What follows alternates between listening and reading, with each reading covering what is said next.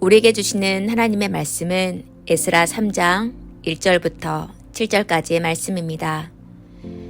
이스라엘 자손이 각자의 성읍에 살았더니 일곱째 달에 이르러 일제히 예루살렘에 모인지라.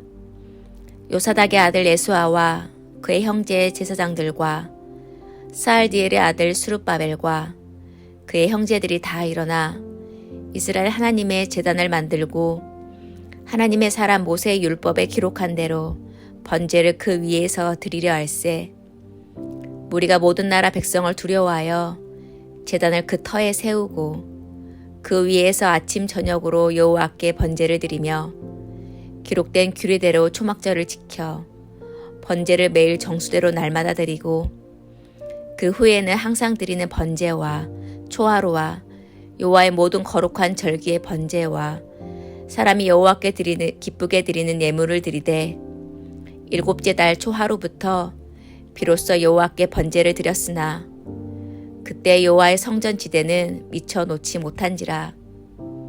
이에 석수와 목수에게 돈을 주고 또 시돈 사람과 도롯 사람에게 먹을 것과 마실 것과 기름을 주고 바사 왕 고레스의 명령대로 백향목을 레바논에서부터 요빠 해변까지 운송하게 하였더라. 아멘. 오늘 본문 에스라 3장은 각자 흩어져 성읍에 살던 그 이스라엘 백성들이 모이게 되면서 벌어지는 일들을 보여주게 됩니다. 이렇게 모인 이유를 1절을 보게 되면 일곱째 달에 이를 때의 이름을 볼 수가 있습니다. 여기서 일곱째 달이란 출애굽기와 레위기에서 말한 나팔절, 속죄절, 초막절과 같은 이스라엘의 중요한 절기가 있는 날을 의미합니다. 이렇게 일곱째 달에 모인 이유가 하나님께 제사 드리기 위함, 즉 예배 드리기 위함입니다.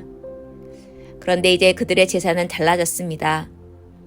70년 동안 예루살렘 성전이 무너져 그동안 제사도 드리지 못한 형편이었습니다. 바벨론의 포로로 끌려갈 때에는 서럽게 하나님을 그리워하기도 하고 때로는 원망하기도 하면서 제사를 드리지 못한 그들이었습니다.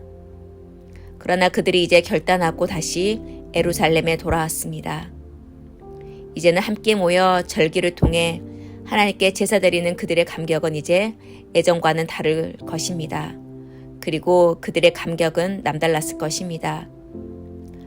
먼저는 대제사장들과 제사장 그리고 스룹바벨을 중심으로 그들은 제단을 만들고 또한 율법에 기록한 대로 번제를 드리려 준비를 하게 됩니다.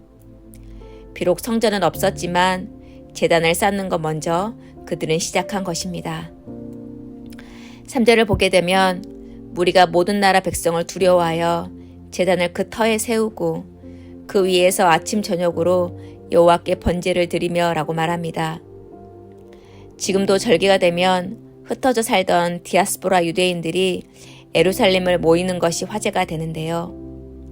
그 당시에도 예루살렘으로 귀화한 그 성인 남성들이 모인다는 것은 바로 그들의 주변의 상황을 주시하고 있는 주변 나라에게 위협과 두려움이 될 만한 행동이었습니다.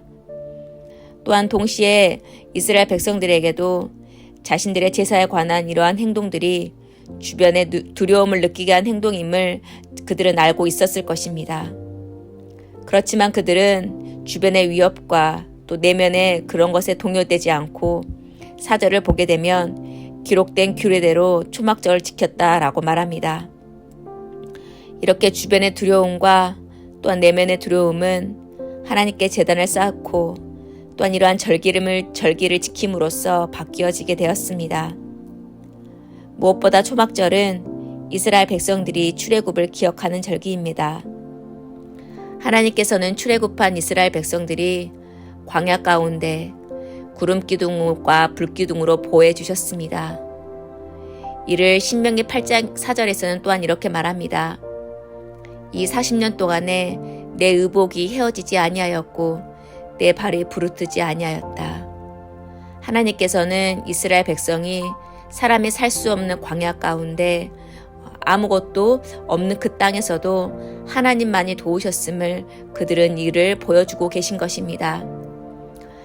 이렇게 이스라엘 백성들은 사람이 살 수 없는 광야에서 이스라엘 백성을 지키신 하나님의 은혜를 기억하며 또한 장막을 치면서 초막절을 지키며 그것을 기억한 것입니다.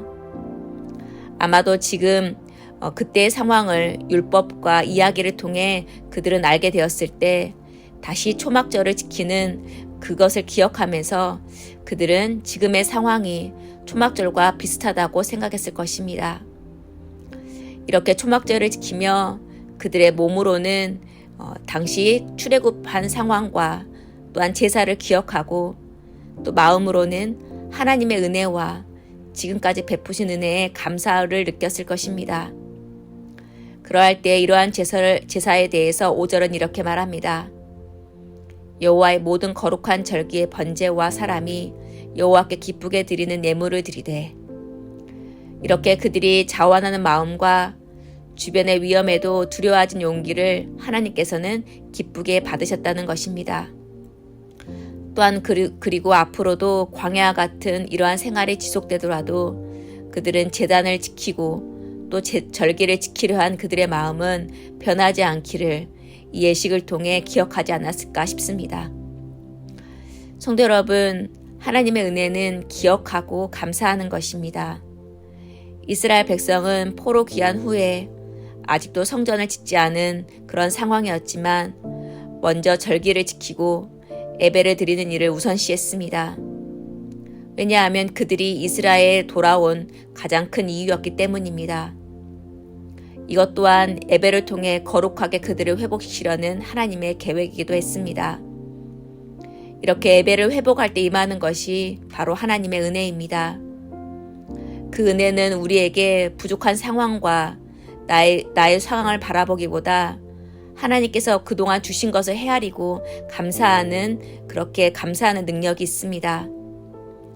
이스라엘 백성의 성전의 터가 보이지 않아도 제단을 쌓을 수 있었던 것은 바로 그들의 역사 가운데 그들을 통해 이루시고 약속을 이루시고 보호하시는 그 하나님을 기대하며 나아갈 수 있었기 때문입니다. 예배 안에 누리는 이러한 기쁨은 또한 우리를 섬김과 사랑의 자리로 나아가는 원동력이 있습니다. 비록 주변의 상황과 환경은 우리를 힘들게 하고 나아질 것 같이 없이 또 기대감이 없어 보여도 또한 여러 상황이 우리에게 위협이 될 수 있어도 그러함에도 불구하고 우리가 예배할 때 그러한 두려움과 주변의 상황은 오히려 평안으로 바뀌게 될 줄 믿습니다. 오늘도 우리의 삶이 예배가 되어 우리의 부족한 상황을 바라보는 것이 아니라 그 부족한 상황 가운데서도 이루실 하나님을 기대함으로 나아갈 수 있는 은혜가 우리에게 있기를 예수님의 이름으로 축복합니다. 함께 기도하겠습니다. 하나님 감사합니다. 에스겔을 묵상하며 우리에게 먼저 회복되어야 할 것이 다시 한번 예배임을 기억하게 하시니 감사합니다. 예배를 통해 또한 주신 은혜를 통해 우리의 삶을 바라보면서 하나님께서 지금까지 베푸신 은혜를 우리가 기억하게 하여 주시옵소서.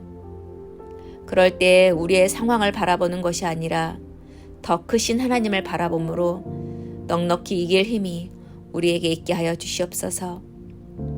대림절 첫 주 낮은 자리로 이 땅에 오신 예수님을 기억하며 우리 또한 우리의 삶의 자리에서 예수님을 맞이할 준비가 있게 하여 주시옵소서.